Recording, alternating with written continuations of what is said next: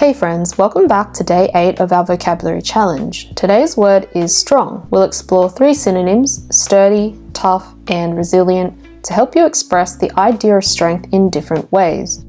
Let's dive into what each word means and how we can use them naturally in conversation.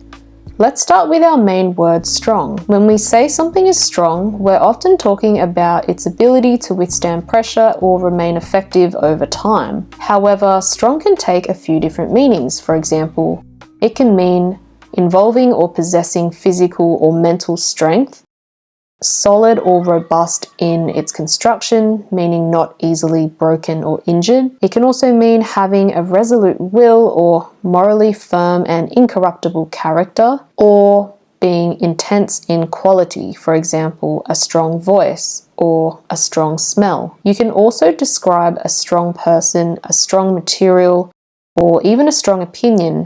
For example, she was a strong leader, or that was a strong argument. Now let's break down the synonyms. Sturdy. This word suggests that something is solid and capable of handling weight or force without breaking or becoming weak. It's often used when describing physical strength or durability, like a sturdy chair or a sturdy building. Tough. Tough is often used when describing something that can endure difficult situations. It suggests strength combined with the ability to withstand hardship, like a tough workout or a tough decision. Resilient. Resilience is about bouncing back from difficulty. When something is resilient, it's able to recover from challenges and keep going, like a resilient person or a resilient plant. Let's see how we can use strong in a few sentences and then substitute it with each of the synonyms. Our first sentence, the material is incredibly strong, perfect for outdoor use. With the synonyms, the material is incredibly sturdy, perfect for outdoor use. The material is incredibly tough, perfect for outdoor use. The material is incredibly resilient, perfect for outdoor use. Our second sentence is, she's a strong athlete known for her endurance.